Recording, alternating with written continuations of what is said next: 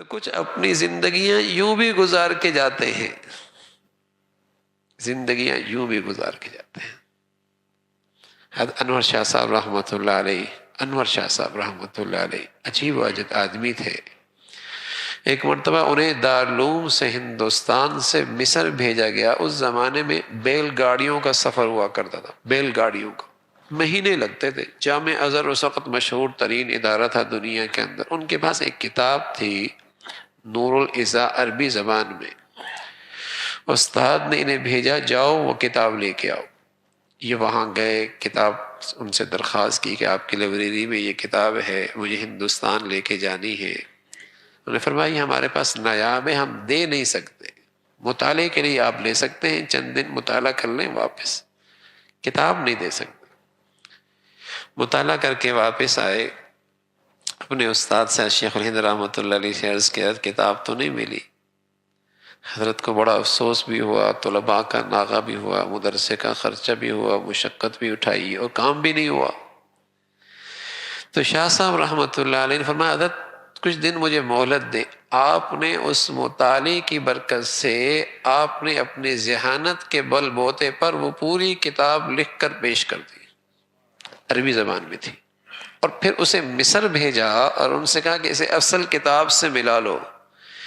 انہوں نے کہا امام بخاری کے بعد اگر ہم نے کسی کا حافظہ دیکھا ہے تو اس شخص کا حافظہ دیکھا ہے۔ لیکن شاہ صاحب کیا فرماتے تھے؟ شاہ صاحب فرماتے تھے الحمدللہ ثم الحمدللہ، ساری زندگی میری نظر کسی غیر محرم پہ نہیں پڑی۔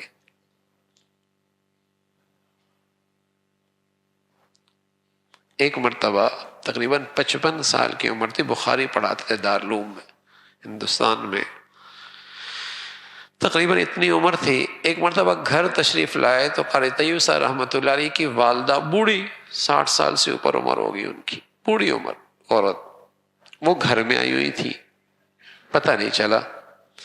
اہلیہ نے دروازہ انہوں نے کھٹوایا، اہلیہ نے دروازہ کھولا تو اہلیہ کے پیچھے پیچھے آنے لگے۔ اللہ کی شان اسی کمرے میں چلے گئے جس گھر میں وہ مہمان خاتون بوڑھی جس کی 60 سال سے اوپر عمر تھی، اسی کمرے میں داخل نظر پڑ گئی۔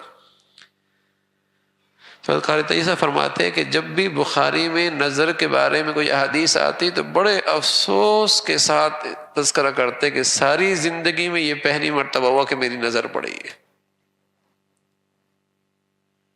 اندازہ لگائیے، وہ بھی بوڑھی، وہ بھی اتفاقاً۔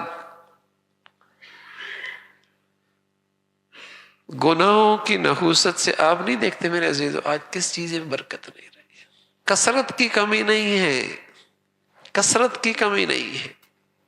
اب دیکھیں حالانکہ اتنے ذرائع ہو گئے ہیں، ہونا چاہیے تھا کہ آدمی فارغ ہوتا، آدمی فارغ ہوتا، کیونکہ پہلے ملاقات کرنے کے لیے کتنا وقت لگتا تھا، بات کرنے کے لیے کتنا وقت لگتا تھا، کسی چیز کی تلاش کرنے میں کتنا وقت لگتا تھا، کسی چیز تک پہنچنے میں کتنا وقت لگتا تھا۔ اب تو تیزی تیزی ہے، لیکن وقت سے برکت کیسے اٹھی؟ ایسا لگتا ہے پہلے زیادہ مصروفیت ہو گئی ہے، وقت ہی نہیں، اور مہینے یوں گزر رہے جیسے ہفتے، اور ہفتہ یوں گزر رہا جیسے دن، اور دن یوں گزر رہا جیسے ایک گھڑی، زندگی یوں گزر رہی۔